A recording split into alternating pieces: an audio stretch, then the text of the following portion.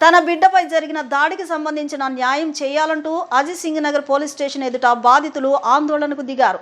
పార్దు అనే యువకుడు మరికొందరితో కలిసి తమ కుమారుడిపై కత్తితో దారుణంగా దాడి చేశాడని, ప్రస్తుతం తన కుమారుడు చావు బతుకుల మధ్య హాస్పిటల్లో కొట్టిమిట్టాడుతున్నారని బాధితుడి తల్లి, కుటుంబ సభ్యులు కన్నీరు మున్నీరయ్యారు.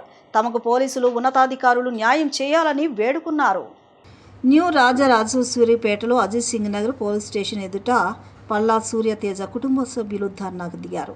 ఈ సందర్భంగా బాధితుడి నానమ్మ రాజేశ్వరి, పిన్ని రజని మాట్లాడుతూ, గత శుక్రవారం రాత్రి 10 గంటల సమయంలో పార్దు అనే యువకుడు రవితేజకు ఫోన్ చేసి రమ్మని పిలిచాడన్నారు. అయితే తాను ఉదయం కాలేజీకి వెళ్లి ఎగ్జామ్ రాయాల్సి ఉందని, ఉదయాన్నే వస్తానని బాధితుడు చెప్పాడు. శనివారం పరీక్ష రాసి వచ్చి అన్నం తిని పడుకున్న సమయంలో మధ్యాహ్నం 3 గంటల ప్రాంతంలో పార్దు మళ్లీ ఫోన్ చేసి అర్జెంటుగా కలవాలని ఒత్తిడి తెచ్చారన్నారు. అనంతరం 2 బైకులపై 4 యువకులు వచ్చి స్నేహితుల్లా నటించి బాధితుడిని ఎక్సెల్ ఫ్యాక్టరీ రోడ్లోని రామ్ నగర్ అపార్ట్మెంట్ వద్దకు తీసుకువెళ్లారని, నిర్మానుష్యంగా ఉన్న ఆ ప్రాంతంలో పార్దు అనే యువకుడు కత్తి తీసి బాధితుడిపై విచక్షణారహితంగా దాడికి తెగబడ్డారని తెలిపారు. దాడి సమయంలో బాధితుడు నన్ను వదిలేయండి అంటూ కాళ్లా వేళ్లా పడినా వదలకుండా 4 కాళ్ళు చేతులు పట్టుకోగా పార్దు కత్తితో పొడిచారని బాధితుడి కుటుంబ సభ్యులు కన్నీరు మున్నీరయ్యారు.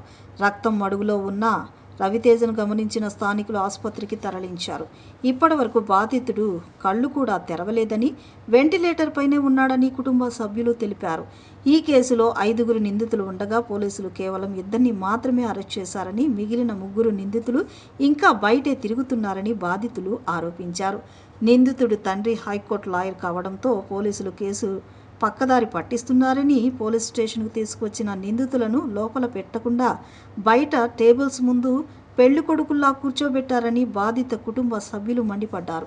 సూర్యతేజపై హత్యాయత్నం చేసిన నిమిషాల వ్యవధిలోనే పార్దు, రజాక్ ఇద్దరూ కలిసి ఇన్స్టాగ్రామ్లో తమ సోదరుడి జోలికి వస్తే ఇదే గతి పడుతుందని బెదిరిస్తూ రీల్స్ చేశారని ఆరోపించారు. పోలీసులు ఇలాంటి రీల్స్పై కఠిన చర్యలు తీసుకోవాలని డిమాండ్ చేశారు.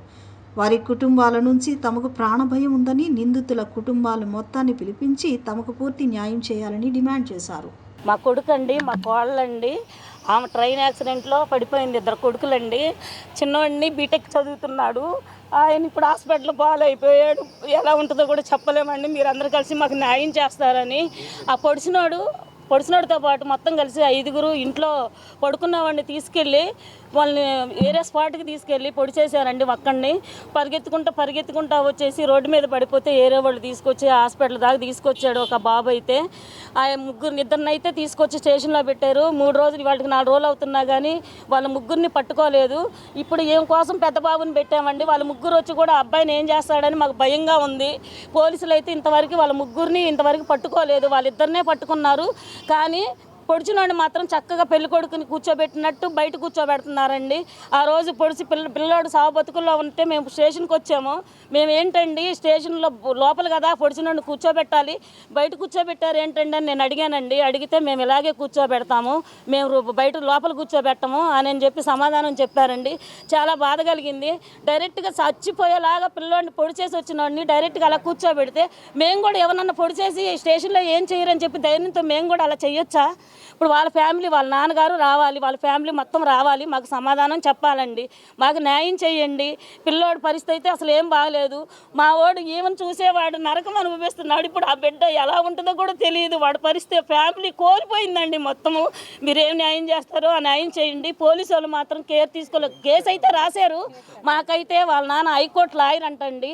కేసు మాత్రం అసలు పూర్తిగా కోర్టు దాకా వెళ్ళిద్దో లేదో కూడా మాకు తెలియదండి. ఎందుకంటే డబ్బులు పెట్టి మేనేజ్ చేసి తీసుకొచ్చుకునే టాలెంట్ వాళ్ళ నాన్న లాయర్ కాబట్టి బయటికి తీసుకొచ్చుకుంటాడు. తర్వాత అయితే మాకైతే న్యాయం జరగదని మాకైతే నమ్మకం లేదండి. మాకు న్యాయం చేస్తారని మేము మీ ముందుకు వచ్చామండి. మాకు ఏదో ఒకటి చెయ్యండి. మీరైతే దయచేసి చేయండి. మా పిల్లడు చావు బతుకుల్లో ఉన్నాడు. ఏంటండి ఇదిగో ఉండండి. ఆడు పొడి చేసిన ఇదిగండి సౌండ్ కూడా పెడతా చూడండి. సౌండ్ ఏది నీ దాంట్లో పెట్టండి. అదిగో పొడి చేసిన తర్వాత 5 నిమిషాల్లో ఆ వీడియో.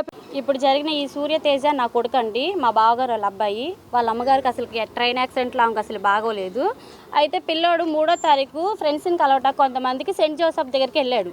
స్కూల్ దగ్గరికి వెళ్ళిన పిల్లోడినేమో ఇలాగా ఎవర్రా అని చెప్పని అడిగితే మేము పలానా పార్దు అంట, పొడిచినాడు పేరు పార్దు అంట. ఆడు నేను పలానోళ్ళు తరుపనంటే సరే లేరా అంటే ఆ రోజు నైట్ మా అబ్బాయికి ఫోన్ చేసి 10ంటికి ఆ టయానికే స్పాట్ పెట్టారు మా అబ్బాయికి. అది స్పాట్ 10ంటికే పెట్టారు. శుక్రవారం నైట్ స్పాట్ పెట్టి రమ్మంటే మా అబ్బాయి నేను ఇప్పుడు రాను రేపు పొద్దున వస్తా అన్నాడు. అన్న పిల్లోడు కాలేజ్కి వెళ్ళి ఎగ్జామ్ రాసి వచ్చి అన్నం తిని పడుకున్న పిల్లోడిని 3ంటికి ఫోన్ చేసి పార్దు నిన్ను రమ్మంటున్నాడు కలవాలని చెప్పి అన్నారంట. అంటే నా బిడ్డ అన్నాడంట ఇప్పుడు రావడం ఏంటనంటే రావాల్సిందే అని చెప్పని 2 కుర్రోళ్ళు 2 బైక్లు వేసుకొని 4 కుర్రోళ్ళు పకడ్బందీగా వచ్చి మంచితనంగా వచ్చి ఫ్రెండ్స్ లాగా వచ్చి తీసుకొని వెళ్ళి ఎక్సెల్ ఫ్యాక్టరీ దగ్గర రామ్నగర్ అపార్ట్మెంట్స్ ఉంటాయంట. అపార్ట్మెంట్స్ ఖాళీగా ఉన్నాయి. ఖాళీగా ఉన్న అపార్ట్మెంట్స్లో పిల్లోడు వెళ్ళంగానే ఏంట్రా నా కొడక అని చెప్పని పార్దు అన్నవాడు కత్తి తీసుకొని నా బిడ్డను పొడి చేశాడండి. అది నా బిడ్డకి అయితే న్యాయం జరగలేదు. నా బిడ్డకి న్యాయం జరగాలి. 5 మంది పిల్లలు బయటకు వచ్చేస్తే నా కొడుకు ఏడ్చి నన్ను వదలండ్రా నన్ను సంపమాకండ్రా మీకు పిల్లడు అల్లాడిపోయాడండి. అల్లాడిపోయి ఒక్కడైపోతే 4 కాళ్ళతో కొట్టి చేతులతో కొట్టి నా కొడుకుని తరిమి కొట్టి నీ సావు ఎలాగైనా సరే మా చేతిలోనే ఉందిరా నిన్ను మళ్ళీ చంపుతాను. వాడు అరిచే పెద్ద కేకలకి జనాభా అందరూ వచ్చారంట. వచ్చేపాటికి రక్తం మడుగులో నా కొడుకు పడిపోయి ఉంటే ఒక పిల్లాడు హాస్పిటల్కి తీసుకెళ్ళాడంట. ఆ పిల్లాడు ఎక్సెల్ ఫ్యాక్టరీ డోర్ దగ్గర నుంచి బయట నుంచి పరిగెత్తుకుంటూ వచ్చాడంట. వాళ్ళందరినీ చూసి వాడు ఒకటే మాట అన్నాడంట, ఎప్పటికైనా నీ సావు నా చేతిలోనే ఉంది నిన్ను చంపేస్తారా అన్నాడంట. అది కాదండి, ఎంత బారి పొడిచారో చూడండి, ఎంత బారి.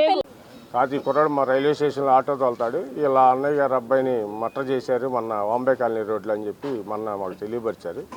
అరెస్ట్ చేశారంటే 2 అరెస్ట్ చేశారు, ఇంకో 3 ఉన్నారని చెప్పారు. కాదు మేము అడిగేది ఏంటంటే ఇది గంజాయి దమ్ము కొట్టి మర్డర్ చేసినట్టే కనపడుతుంది. గంజాయి గాళ్ళు ఆ డైరెక్ట్గా ఇన్స్టాగ్రామ్లో మర్డర్ చేసిన ఇతోడు 5 నిమిషాల్లో ఇన్స్టాగ్రామ్లో పెట్టి మా జోలు వస్తే ఎవరికైనా ఇదే గతి అంటే వాళ్ళు ఎంత భయపడతారండి. ఇప్పుడు వాళ్ళ కుటుంబ సభ్యులు మొత్తం ఇంకోటి ఉన్నాడు మాకు ఆంటీ కూడా రేపు పొద్దున ఏదైనా చేస్తాడని చెప్పి ఒక భయం అయితే వాళ్ళలో కలుగుతుంది. పోలీసు వారిని మేము అడిగేది ఏంటంటే పోలీసు వారు వాళ్ళకు కూడా రక్షణ కలిగించాలి. రెండోది మర్డర్ చేసిన వాళ్ళు ఇప్పుడు 2 ఉన్నారు. 2 ఉన్న తర్వాత ఇంకో 3 ఎక్కడ ఉన్నారు అనేది మరి పోలీసు వారు చెప్పాలి. రెండోది ఏంటంటే ఆ 3 కూడా ఇమ్మీడియట్గా అరెస్ట్ చేసి లోపల పెడితే వాళ్ళకు కూడా ఏంటంటే మొత్తాన్ని అరెస్ట్ చేశారని చెప్పేసి ఒక తృప్తి అన్న కలుగుద్ది. ఆ తృప్తి లేకుండా ఇప్పుడు తల్లిదండ్రులు వాళ్ళ తల్లి చూస్తే అసలు ఈ కళ్ళు కనపడవు. ఆ పరిస్థితి ఎలా ఉందంటే చచ్చిపోతాడేమో కొడుకు బాధతో ఉంది. ఏం చచ్చిపోయేటట్టుకుంది ఇప్పుడు పరిస్థితి. ఆ పరిస్థితులు కూడా మనం మీడియా ద్వారా మేము చెప్పేది ఏంటంటే విజయవాడ నగరంలో ఏదైనా విషయం జరిగితే చిన్న విషయానికి కూడా ప్రతి వాళ్ళు గంజాయి తాగి ఇచ్చలవిడైపోయి రోడ్ల మీద ఇచ్చలవిడిగా పెడుతున్నారు. నిన్న కాక మొన్న నాగరాజు గారి విషయం జరిగింది కదా. ఈ రౌడీలు ఇలా తయారైపోయి పోలీసు వాళ్ళని కూడా బెదిరిస్తున్నారు. పోలీసు వారు ఏంటంటే ఇష్టమంటే వాళ్ళ మీద కఠినంగా వ్యవహరించాలి. అది మరియు దృష్టిలో పెట్టుకొని ఏదో జరిగింది నాగరాజు గారికి జరిగింది కదా మాకు జరుగుతుందని ఈ సీఏ గారు ఆలోచించకుండా వాళ్ళ మీద కఠిన చర్యలు తీసుకోవాలి. హైకోర్టు లాయర్లు అయితే ఉంది, లోకోర్టు లాయర్లు అయితే ఎవరైతే ఏంటంటే ఎవరికి ఎక్కువ చట్టానికి అందరూ ఒకటే. మీరు మటుకు మేము చెప్పేది ఏంటంటే పోలీసు వరకు మేము వినిపించుకునేది ఏంటంటే వాళ్ళని అరెస్ట్ చేసి ఆ 3 కూడా 24 గంటల లోపు అరెస్ట్ చేసి లోపల పెట్టాలా. లోపల పెట్టి వాళ్ళ కుటుంబానికి న్యాయం జరిగేటట్టుగా వాళ్ళ మొత్తానికి కఠినమైన శిక్ష పడేటట్టుగా సెక్షన్లు పెడితే వాళ్ళ కుటుంబానికి న్యాయం జరుగుద్ది. ఇతర కుటుంబాలు కూడా అలా జరగకుండా తల్లిదండ్రులు కూడా జాగ్రత్త కాపాడుకోవడానికి పిల్లలకు అవకాశం ఉంటుంది. ఎందుకంటే గంజాయిలు తాగి ఇష్టాసారంగా మందు తాగి గంజాయి తాగి సొల్యూషన్ తాగి ఇష్టాసారం తయారైపోతున్నారు. వీళ్ళ మీద ప్రభుత్వం కూడా కఠిన చర్యలు తీసుకోవాలి. ప్రభుత్వంలో కూడా ఉన్న వాళ్ళ నాయకులు కూడా ఈ రోజు వరకు వచ్చి వాళ్ళ కుటుంబానికి ఏం జరిగిందని ఎవరు అడగలేదు. ఇంతవరకు వచ్చి వాళ్ళు కూడా వచ్చి ప్రభుత్వం నుంచి వచ్చి ఏం జరిగింది ఏంటని విచారించాలి. వాళ్ళ కుటుంబానికి ప్రభుత్వం కూడా న్యాయం చేయాలని చెప్పి కోరుకుంటున్నాం.